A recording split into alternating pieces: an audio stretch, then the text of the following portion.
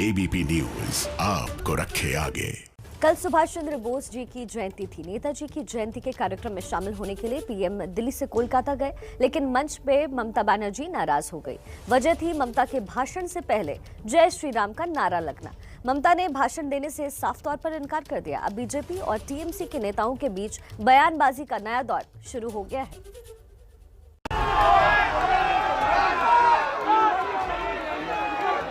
मैंने जो सवाल उठाया, क्या वहाँ कोई अल्लाह अकबर बोल देता तो क्या प्रधानमंत्री सभा छोड़कर चले जाते? हम लोग धर्म को मानते हैं, लेकिन राजनीति में धर्म को पे विश्वास नहीं रखते हैं। जय श्री राम के नारे लगे। जय श्री राम हमारी संस्कृति की आत्मा है। देखिए, उनका स्टंट था। वो चाहते थे इसको पॉलिटिकल कलर देना। जय श्री राम कोई पॉलिटिकल नारा नहीं है।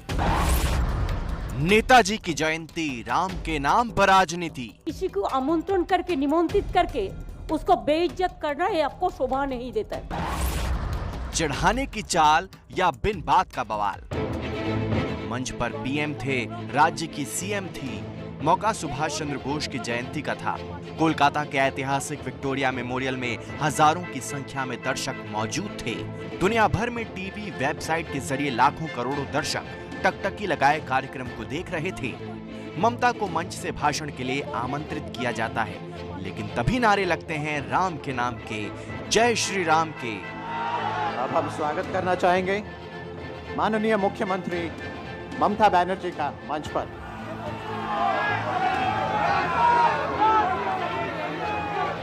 फिर क्या था, ममता गुस्से से तिलमिला उठी। जिस भाषण को काफी लंबा चलना था, वो सिर्फ कुल जमा 33 सेकंड ही चला। मेरे को तो लगता है कि गवर्नमेंट का प्रोग्राम का कोई डिग्निटी होना चाहिए। एक गवर्नमेंट का प्रोग्राम है, कोई पॉलिटिकल पार्टी का प्रोग्राम नहीं है। ऑल पॉलिटिकल पार्टी का और गरम पब्लिक का प्रोग्राम है।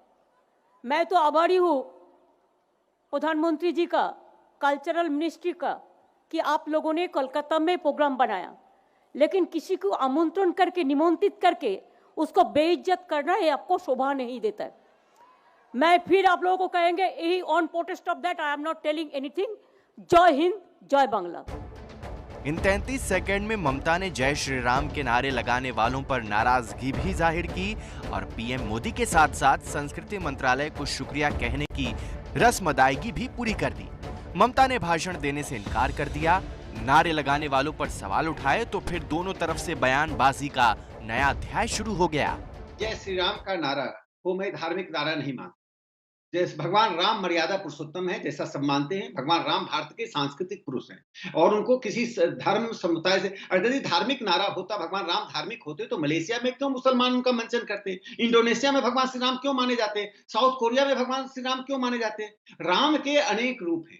यदि किसी ने जय श्री राम कह दिया तो इस पर इतनी आपत्ति कि आप सभा छोड़ चल जाएंगे? सुभाष चंद्र बोस पर भाषण नहीं देंगे? मैंने जो सवाल उठाया, क्या वहां कोई अल्लाह अकबर बोल देता तो क्या प्रधानमंत्री सभा छोड़कर चले जाते? जय श्री राम या राम जी के नाम से चिढ़ होने का प्रश्न नहीं उठता है, लेकिन मौका भी आपको देखना चाहिए। माँ राम जो है हमारे मर्यादा पुरुषोत्तम भगवान ईश्वर हैं। हम लोग धर्म को मानते हैं, लेकिन राजनीति में धर्म को पे विश्वास नहीं रखते हैं। ममता पर मुस्लिम तुष्टीकरण के आरोप लगने शुरू हो गए। बीजेपी ने कोलकाता से लेकर लखनऊ और दिल्ली से ममता पर हमलों की बौछार शुरू कर दी। ममता बनर्जी को अब राम नाम से भी अपमान महसूस होता है। इससे आप सोचिए कि वहां का आम नागरिक कितना अपमानित होता होगा ममता बनर्जी से। जय श्री राम के नारे लगे। जय श्री राम हमारी संस्कृति की आत्मा है।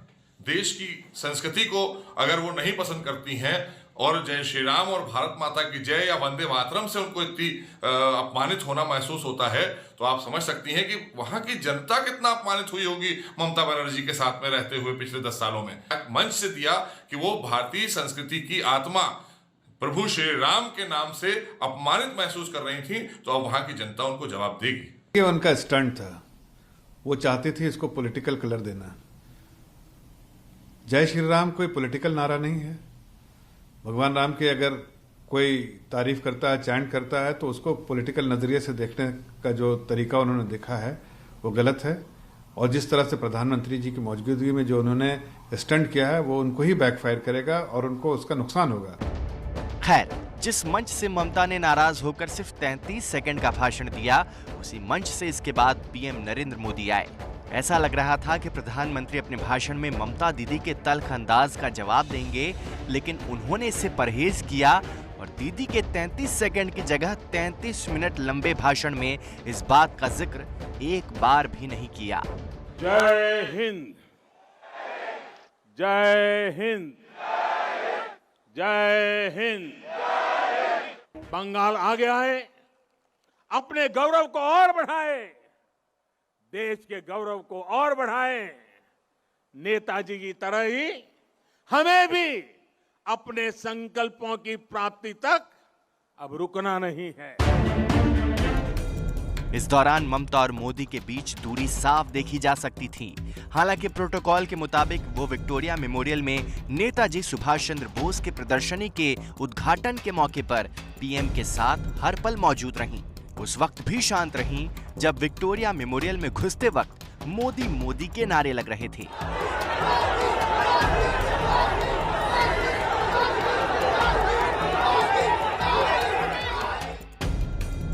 लेकिन मंच पर जय श्री राम का नारा ममता को रास नहीं आया। किसी को आमंत्रण करके, निमंत्रित करके उसको बेइज्जत करना ये आपको शोभा नहीं देता है। सवाल उठते हैं कि क्या एक सरकारी कार्यक्रम में नारे लगाना ठीक है? सवाल ये भी कि क्या ममता इस नारे को छोड़ अपना भाषण पूरा कर सकती थी? ममता ने 33 सेकंड में ही सही, लेकिन अपना गुस्सा हिंदी में जाहिर किया। वो चाहती तो ये बातें बंगाली में भी कह सकती थी। तो क्या इसकी वजह अपनी बात पूरे देश तक आसानी से पहुंचाना था या मोदी को अपने गुस्से का एहसास कराना था? मैं फिर आप लोगों को कहेंगे, यही on protest of that I am not telling anything. जय हिंद, जय बांग्ला। सवाल ये उठता है कि क्या ममता के सामने जय श्री राम के नारे लगाना सोची समझी रणनीति थी? इस सवाल के लिए आपको थोड़ा पीछे लिए चलते हैं। मई 2019 के इस वीडियो को देखिए, जब 24 नॉर्थ परगना में बीजेपी कार्यकर्ता के जय श्री राम के नारे पर ममता ने गाड़ी से उतरकर जमकर लताड़ा था।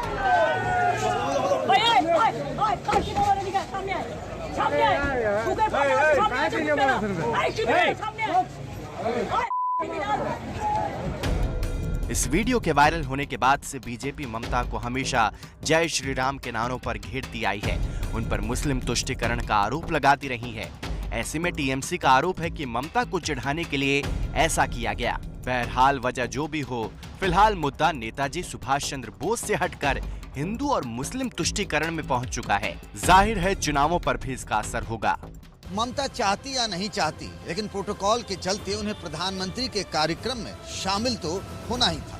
ऐसे में उन्होंने मौके का फायदा कुछ इस तरह उठाया कि पूरा का पूरा मामला बंगाल की बेटी के अपमान तक जा पहुंचा।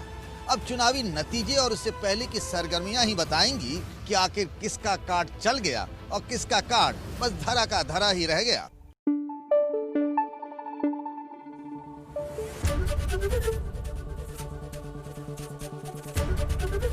एबीपी न्यूज आपको रखे आगे।